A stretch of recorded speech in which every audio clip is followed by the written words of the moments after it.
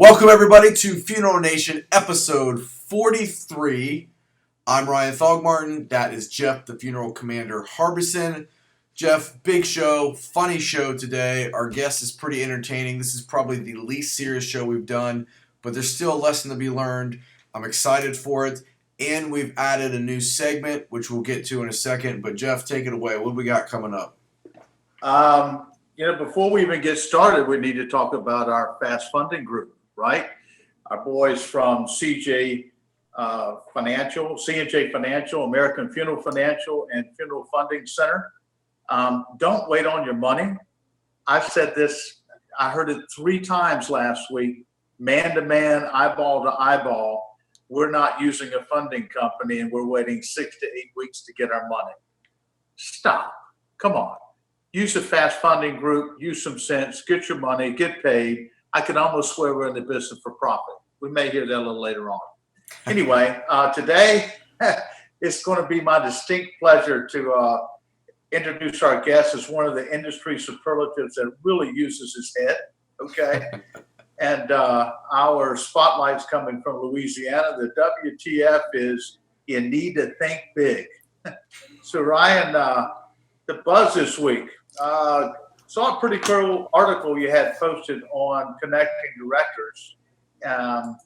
It was written by David Balter of Milestone, where he used an analogy of the recording record industry about the funeral industry and the demise of that side of the business and the rise of how it went well. What I found fascinating, interestingly, it was all technology based. Mm-hmm. When I was growing up, I was of an era of vinyls. Then we moved to 8 tracks. Then we moved to cassettes. Then we moved to CDs. And now, guess what? You don't have to buy music. Nope. Right? Download it. Songs you don't need anymore. Just to get one, you download what you want. You build your own album or playlist in there. And so he did a great job. They should go to connectingdirectors.com and read this segment because once again, doing the same thing the same way, you're going to get the same results. Folks, consumers are changing. You got to change too. That's exactly right. 100%. And more technology. The consumer's using it every day, and they want to use that in every decision that they make.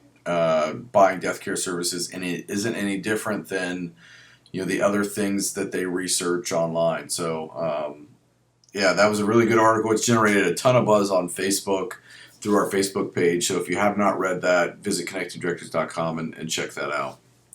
Yeah. Hey, right. By the way, this segment is brought to you by Funeral DNA ID.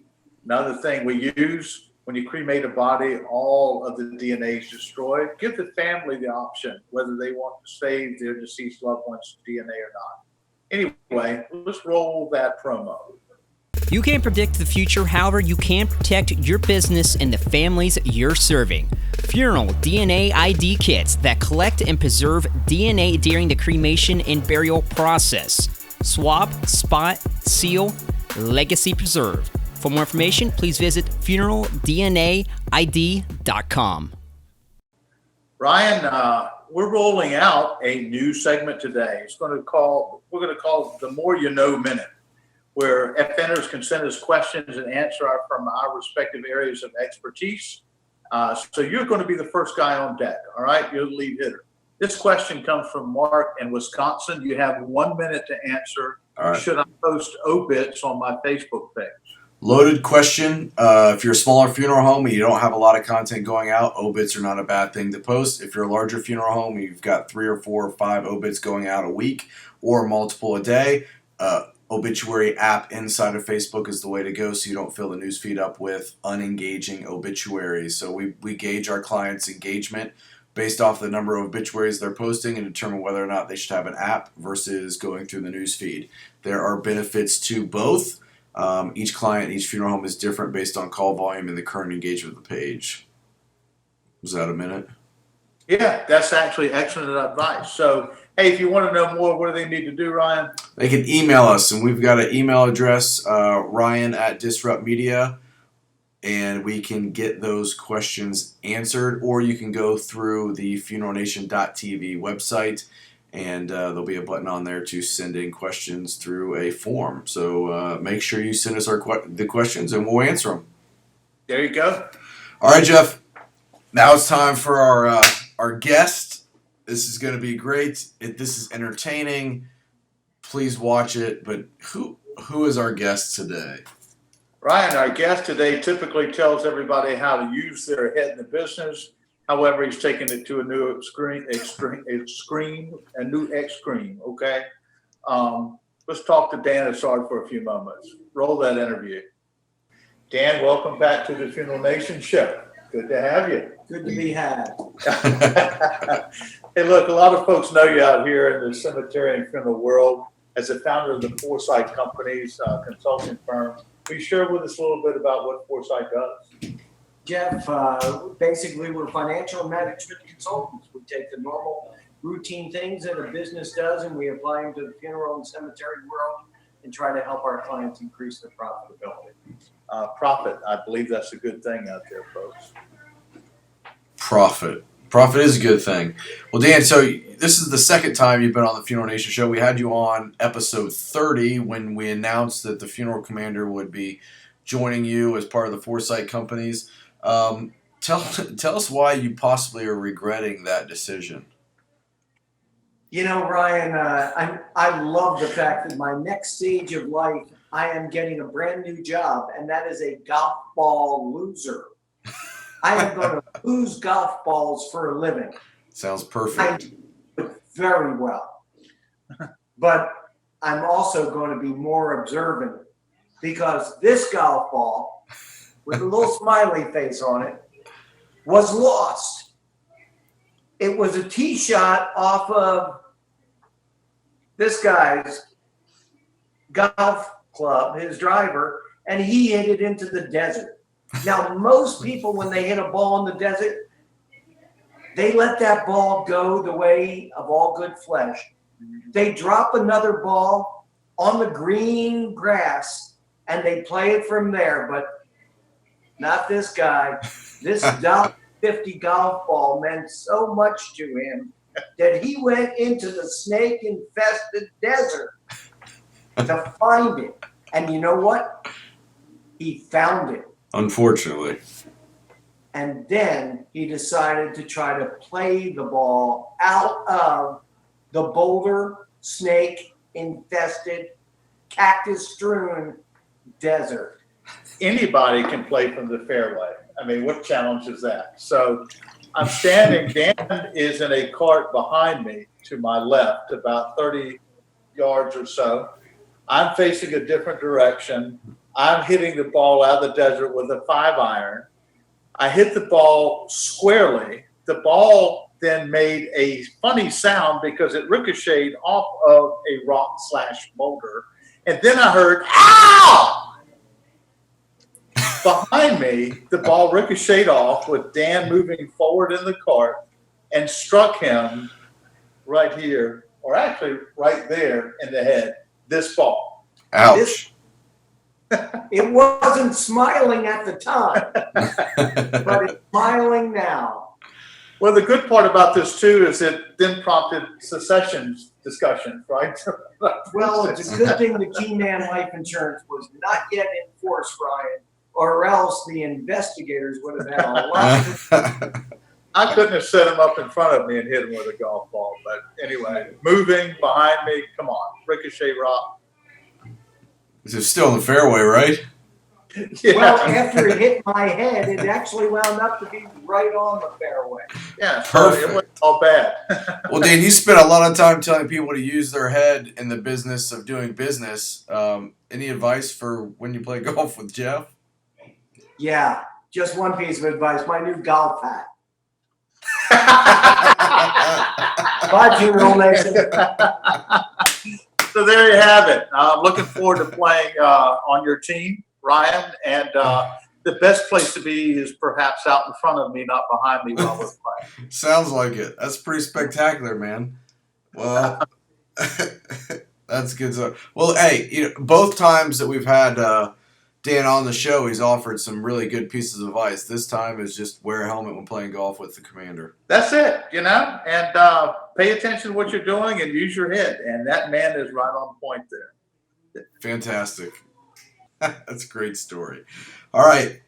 This interview segment is brought to us by Sitch Caskets. Make sure if you didn't watch episode 42, you go back and watch it, where we sit down with the proprietor of Sitch Caskets, Cirrus, and we talk with him about just why they got into the business and how they are completely disrupting the way that caskets are delivered and you buy caskets. It's pretty fantastic. They're really making a lot of moves. Their social presence is exploding. Let's roll that promo. Funeral Nation is sponsored by Sitch Casket, importers of premium hardwood and fine metal caskets created exclusively for the North American marketplace. Is it a Sitch casket or one of the top U.S. brands? Only your accountant can tell the difference. Visit Sitch Casket or contact your Sitch distributor. Fantastic. All right, Jeff, who is the spotlight shining on today? As you know, we like to share positive stories and shine the spotlight on funeral directors and professionals making a difference in their community and helping us share our message of what we do in a positive manner. This week, we shine the spotlight on a funeral director in Louisiana, Whitney Smith Rodas of Brandon G. Thompson Funeral Home in Hammond, Louisiana. Whitney served a family that lost 5 people in the car accident: a grandmother, a mother, and the grandmother's sister, and 2 children that were ages 4 and 7. These occurrences happen, and because of funeral directors like Whitney and her staff at Brandon G. Thompson, the coordinating of services, they offer families hope. They offer something that goes flawlessly in the very worst of their days. So my heart goes out to you, the family, and my hat's off for Whitney and the Thompson team. Great job there. Thank you for what y'all are doing. Absolutely, absolutely. Fantastic job. Spotlight segment is brought to us by Homesteaders Life Company. Let's roll that promo. Homesteaders Life Company is proud to be the most often used pre-need funding company among the nationally recognized providers, according to a recent independent study by McGuire Research. Homesteaders, celebrating 110 years of strength, security, and commitment to promoting the value of funeral service. All right, Commander, this is time we move into the WTF segment, where we take a lighthearted and humorous look at things that go on in the funeral profession, and it makes you say, what the funeral? So, Jeff, this is, it's big. We went big today, apparently. Apparently this is just a one big casket, I guess. Well, there's a lot to be said here. I'm not sure if you even need an outer burial container, because I don't see how this thing's going to come up out of the ground. Maybe. No. Not unless you use it. Bucks in there. But let me just say that this is a case to maybe back off the Whoppers and the Happy Meals. That's incredibly large, the size of the thing. It's a big deal. A crane or something used. I mean, we had a situation like this with the vault company, our family's vault company, where we had to use a septic tank, 1,500-gallon septic tank, and set it with a septic tank truck. So it's a big deal, man. Big deal. A little too big. Hey, you know what? Tough to see, but it's reality. Boats are getting bigger, but this one right here is a whopper. All right. If you got a WTF segment idea, you see something, or you've got a crazy story of something that's happened to you in the day-to-day business of being a funeral director, kick it our way. We'll feature it on here in a segment that makes you say, what the funeral? So WTF segment is brought to us by Disrupt Media and the Disrupt You Show. Roll that promo. At Disrupt Media, we're a social media content agency that focuses on storytelling for funeral companies. We use real stories to build creative strategies that achieve actual business goals. Want to learn more? Visit disruptmedia.co. Well, Commander, this wraps up episode 43. We're on to 44. What can we expect next week? Well, next week, hopefully, I'll be back into my normal mode with a cigar and a little libation, today didn't work out quite too good. And, Dan's not all about that here in the office. So anyway, we're going to have a really good interview. Spotlight WTF will be back. So it's always interesting you guys be here. That's it. All right, folks. Make sure you're engaging with us on social. Like us on Facebook.